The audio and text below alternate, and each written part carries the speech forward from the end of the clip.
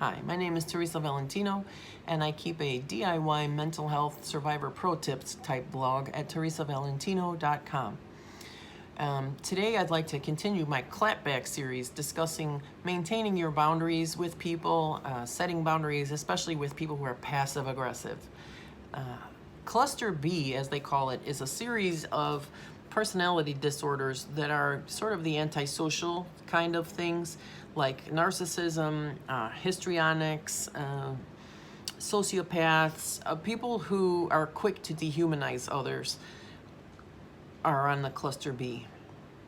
So, and it can look a lot of different ways. When I was trying to understand each person on their own terms, it was maddening. I couldn't do it, and I was a mess. And then I started to really understand how the cluster Bs work, and I would recommend, if you're new to that idea, you might want to check out a guy named Richard Grannon, Spartan Life Coach, who is on YouTube, and another lady, Lisa A. Romano, on YouTube. They both also have tons of good information about the cluster B and the covert narcissists and all that kind of stuff. They're quite a nasty little brew, the covert narcissist. So I did another video, I think I said, about the litmus test of knowing whether it's a simple misunderstanding or whether you're dealing with a garbage person. Like, for me, cluster B are garbage people. They are people who refuse to reflect their humanity to you, and that's why they don't reflect your humanity at all. So to me, that is a non-person, kind of a zombie, you know what I mean? They have the same amount of humanity, they just don't choose to play with it. So I don't know what to do with that.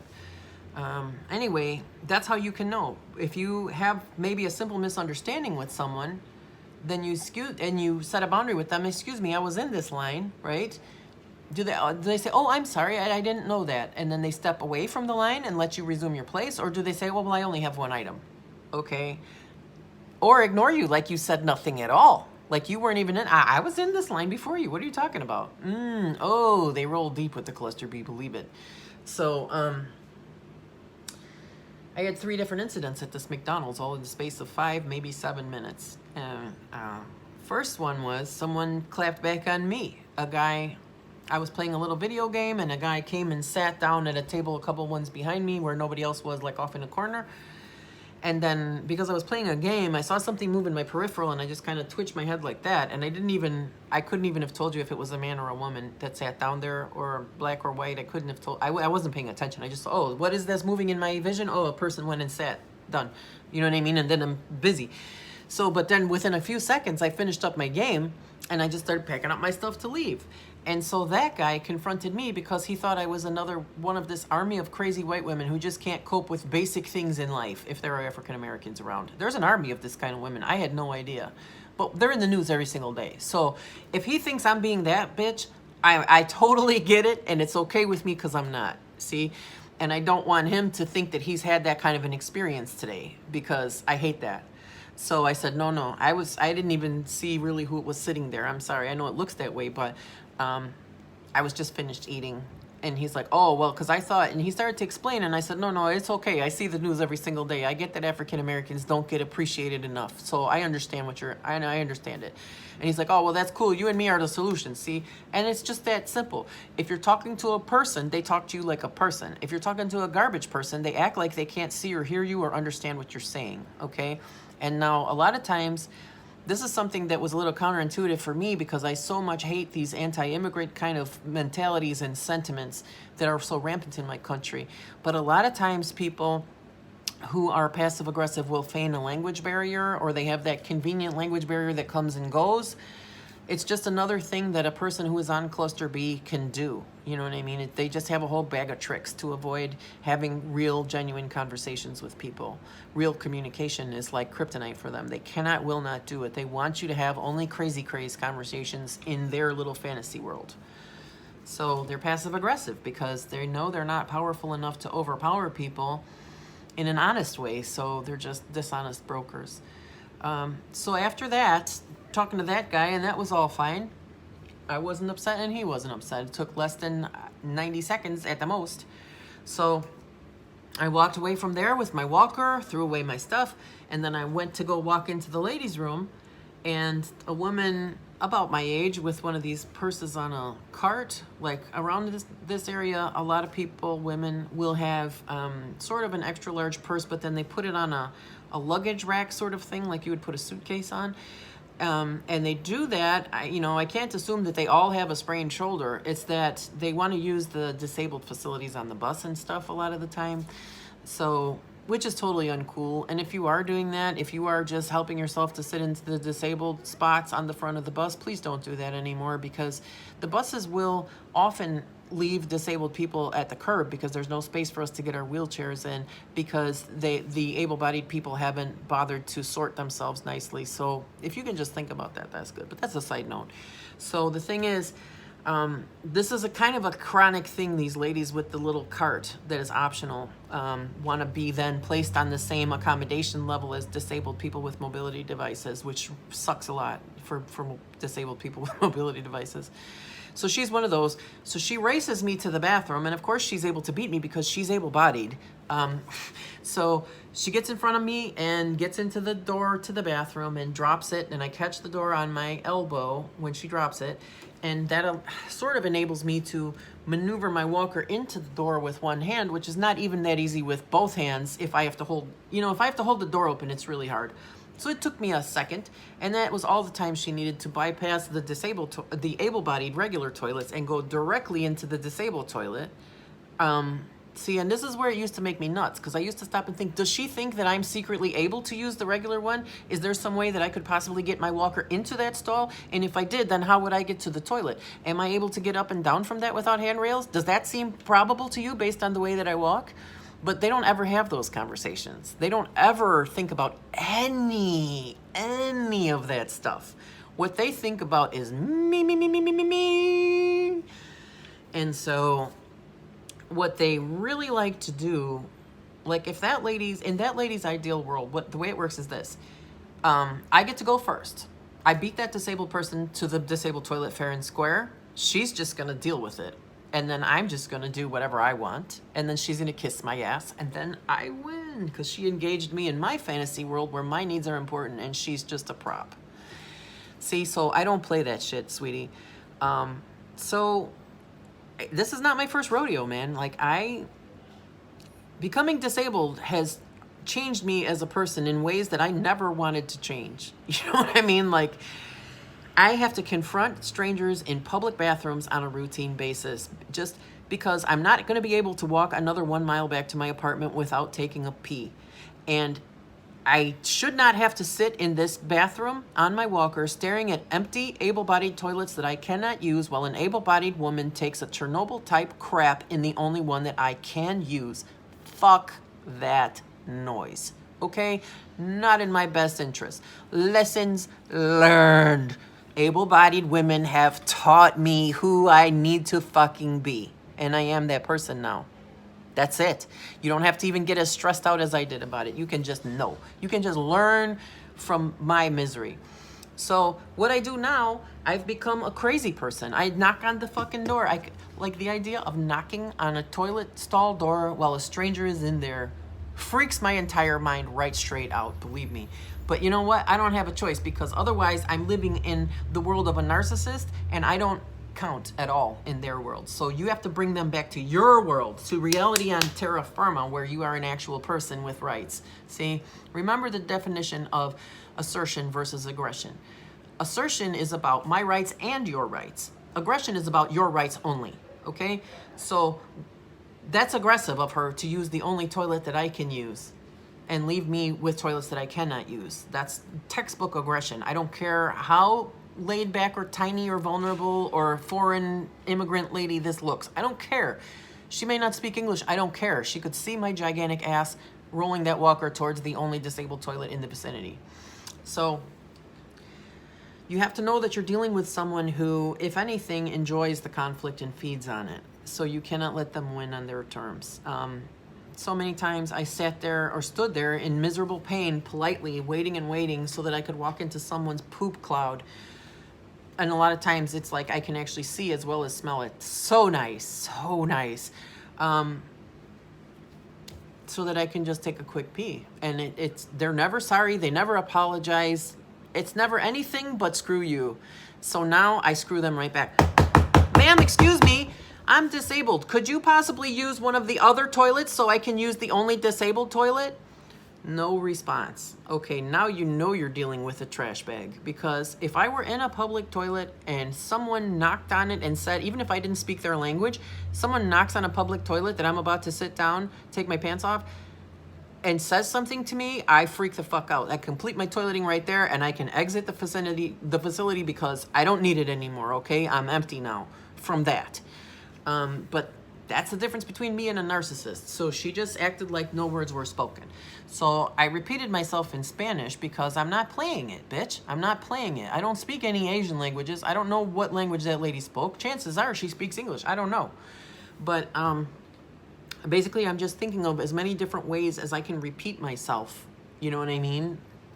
Because I'm not having it. I'm not going to stand here politely allowing you to inconvenience me because that works better for you. No, we're not playing that game. So after she chose to ignore me the first time I knocked quite loudly and said something perfectly reasonable, she ignored me like that didn't happen. She's still setting up paper on the toilet and stuff, and I'm like, oh, hell no. So then I just went into comedy performance mode. Ma'am, are you okay in there? Do you need help? Do you need a paramedic? Should I call 911 for you? Ma'am, are you okay? ¿Cómo está, señora? You know what I mean? Just being a total clown about it. And, you know, I heard one little rock drop into the toilet bowl, and that's the thing, folks. You don't have any actual privacy when you go in there to take a nasty dump in the toilet, especially if you made a disabled person wait. You don't have any, you have zero, less than zero privacy, because you now have an angry person, like, hating you. So I hear that one tiny little rock drop in the toilet, and I'm like, I just pound on the door. Ma'am, are you okay? Are you passing out in there? And obviously it worked. It made her really unpleasant for her, and she just got up and left. Like, I've taken a lot of poops in my life. I guarantee you that was the opening salvo. That was not the whole deal. Like, that much poop is not worth even setting up the bathroom that way for. So she just stepped out of the stall without ever saying a single word. Now we're in, okay, I'm a very large woman, and I have my very large walker with me, and so she's there, small woman with a small cart, standing right in front of me, the person that she just walked in front of and dropped the door on, remember? Yeah, so, yeah, she just walked out and just rinsed her little hands like there was no other person in that bathroom. You know what I mean? That's an infuriating bitch. If you even, you know, you have to think about a person like that. You cannot, it's a garbage person. You cannot think of them as a human being that you had a weird interaction with. You have to think about it as like a bird that flew over you and crapped on your arm. You know what I mean? They're at that level of humanity. It ain't there. So, but I felt great about that, because you know what? I got to take a pee without having to sit there and wait 20 minutes while she squeezes out gravel. You know what I mean? So, so I leave the McDonald's and I'm walking out, and I go to walk back up the main road to my house. So push my walker off the curb. I got the green light on the side street. I'm walking up the main road. So I'm crossing a bunch of little side streets. So as I go walk up the main road, and I cross the first side street, I'm in the crosswalk now, like in the one lane of traffic.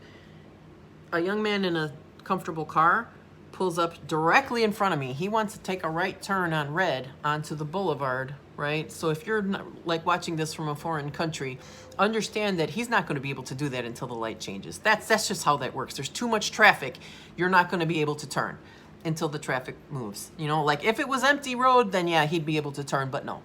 So I know that, that's common sense. But he's, you know, a lot of these people, they're just not, they live in their little fantasy world. They're not really able to engage common sense facts on the ground. They need to be in their little fantasy world where their needs are the only real thing, or their whims, because they also have I've noticed a real problem with such people in understanding the difference between needs and wants. Like anything they want, they need. And a lot of times anything they want, it's not even a real want, it's just a whim. And a whim and a need are the same thing to these people. Like every little tiny accommodation that I can imagine is the same as like oxygen, okay? They're a mess. So, if you buy into them on their level, or if you engage them on their terms, you will also be a mess. That's why I'm making this video. So what I did there was I was all warmed up for this douchebag conversation because I just had, you know, this is a thing that people do. I call it the LA possum, where they just play possum. They just act like, no, I literally don't see you walking right up to my face and I don't hear you speaking to me. I'm looking like right through you, like you're not even real. You know what I mean? That is a garbage person, for real. And unfortunately, in this particular culture here, it's people have lost the linguistic distinction between passive aggression and courtesy. Like, as long as you use polite words and a polite tone of voice, anything you say is fine, fine. You know, whether it's a complete manipulative lie, bullshit, abusive, whatever, no matter. As long as you said polite words and you did it with a smile on your face, you're great. But see, I'm not from around here. I am from Chicago, and I'm half Italian, so I'm with the front stab, me and Scaramouche. Anyway, so this guy pulled his vehicle right in front of me, and then he's sitting there looking to the left to see if he's going to be able to turn, okay, and I'm standing to his left. So he's got his head cocked to the left looking at traffic, and I am standing literally to the left of his face, like 2 feet away. There's zero chance that he does not see me standing there, but he has pulled his vehicle up between me and the little ramp that I would need to push my walker up that curb. So I stand there because I know that what he wants me to do is walk behind his car. He doesn't care what I do, but basically the choice that he's giving me, or he expects me to do, is to walk around him behind his car, because frankly, when I'm always afraid to step in front of such fuckers, because I know that they're very likely to run me down because they're idiots. They act like they can't see you, so stepping in front of them is really a risk, you know what I mean? But I've learned to do it because I have a really big walker now, and I can use the money. Go ahead and hit me. So, yeah, so what I did was I stood there and I again went into performance comedy mode. I was like, "Excuse me, sir. You happen to be blocking the crosswalk with your vehicle, sir." And I'm talking to a garbage man, so he acted like he did not see or hear me. Get the fuck out of here. Now, I would love to break that window and punch him in the mouth, because I'm not feeling his shit in any way, shape, or form, and I'm tired of sharing the world with such people, frankly. So my goal then is to ruin their day. That lady who walked out of the bathroom never acknowledged my existence or my presence, but I guarantee you that ruined her day. Guarantee you it upset her. They never let you see them sweat, and that's what you should do back, okay? Turn their shit back at them. I can definitely see you, and I'm gonna make you deal with me on terra firma, not in your little crazy world, okay? So that's what I did. I did comedy performance art right there in his window, like with my face, acting all weird and crazy, not touching his glass, because you can't touch them. As soon as you touch them, you win. Like, if I touch him or anything about him, I'm going to jail, and he's not worth it. So, hi, can you move your car? I don't know, man. I don't fucking know. So he acted like he still couldn't see me. Oh, okay, asshole. So I am going to step in front of your vehicle, and that's exactly what I did. Walked around in front of his vehicle, stood there, lifted up my walker seat, looked around, took out my phone, blah, blah, blah. And then I was fucking tired of it, so I just left. So I walk up the street. He still has not acknowledged my existence in any way. I was planning on just stand there until another car pulls up behind him, basically let him sit through a revolution of the light, because I've already peed now. I'm not in a time hurry. I could just sit right down on my walker in the intersection if he wants to play.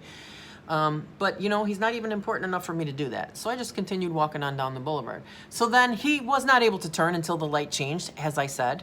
So when the light changes and he's able to turn, he comes up the boulevard, and as he's about to, like, turn over to the other side to go on another street, he, like, races up to catch up with me. I'm walking like a fucking turtle on my walker. That's how long he had to sit there, douchebag. You could have just rolled your car back a few feet if you were a decent person at all, okay? If you're in this kind of situation and you just want to be a better person and make a better choice, it's really simple. Just interact as though you were a person. Roll your car back a few feet. That's all. That's all. That's all. It's easy.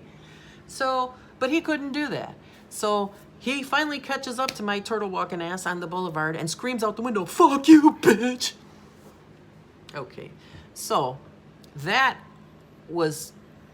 made my day, because I know that it ruined his day. How upsetting is it for such a person when they are ignoring you as hard as they possibly can and you are still in their face? You know what I mean? I will catch up with that little douchebag on the day he dies. It's fine. Whenever he arrives in hell, I will have my way with him. But in the meantime, it worked out for me. So that's what I recommend. If you are going to clap back on and assert your boundaries with passive-aggressive people, covert narcissists, anybody along those lines, my recommendation for you, again, is to know what you want to get out of the situation and what you don't. What I wanted to get out of those situations, in the bathroom, I want to use the bathroom without, like, waiting however long this lady decides to stink that thing out. And, you know, I'm not playing on her terms, basically. She can use the other toilet. I'm using this one. And that I was very successful in. And the same with this guy. At that point, my goal was to get through the fucking intersection, like not get hit by a car, and also to upset him. I really did want to ruin his day, and it worked. You know, so maybe that'll be teachable for him, because if he tries to get any sympathy about that with anybody, he's going to sound like a complete douchebag. You know what I mean? So what did she do? She asked you to move out of the intersection. He'll probably make up a lie that I hit the car or something. But even so, he still sounds like a punk. Okay, so a disabled woman wanted you to move out of the intersection, so she thumped your car, and now you're mad because you're what? You know what I mean? It's one of those stories that's going to be really hard to spin, even if he lies about it.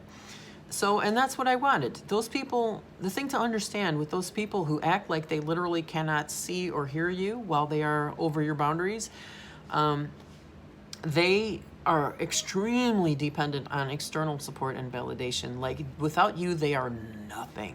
And they know it. That's why they act that way. It's just a very convoluted kind of sickness that makes them impossible to deal with on a human level. So, you know, if you are a nice enough person and you want to be altruistic and you want to try to help them sort themselves, good luck to you with that. I do not recommend being in any sort of a relationship with anyone who does these behaviors. Like, I don't play with people who do that shit at all. Like, the first time someone lies to me to manipulate me, or if they lied to me when the truth would be just as simple. I don't like lying anyway, you know what I mean? So it doesn't play well for me. But I've noticed how casually so many people lie when the truth would be just as easy. Lie to inconvenience you when they could simply tell you the truth and it would come out the same, except you wouldn't be pissed off. You know what I mean? That's a really bad red flag. Anyone who you try to set a boundary and they act like you are completely incorrect, you don't know what's happening, you misunderstood things, that is a huge red flag. That is a covert manipulator. Again, the quick rundown on how these people operate. The covert narcissist is someone who feels very powerless and worthless. And they feel like they're not a big enough person to actually cope in the world on regular terms. So they need to create this fantasy world that they retreat to. It's like the opposite of prayer without ceasing. It's like avoid reality without ceasing. And so they have a lot of little dishonest, manipulative type behaviors to kind of wheedle people into engaging them in their bullshit. Not good for you or for them. I don't recommend it. If you educate yourself on cluster B personality disorders and covert narcissism, it becomes easier and easier to see the wolves in sheep's clothing that are everywhere. So I hope that this was a little bit helpful for you, for a lady named Sandy who wrote me in with some questions, and hopefully I got some other people watching this blog at some point. But it is really important, and I feel good about what I've learned, and, you know, I'm okay with my anger. I know I sound kind of angry when I say these things, and I kind of am, but you know what? I've been bullied so much in my life. I have a lot to work through. I'm okay with being angry sometimes because I don't act on it. I act on it in ways like this, in productive ways. So let that be a little bonus lesson in self-acceptance. Accept yourself in your path and in your process. And, you know, the thing is, I can accept other people too.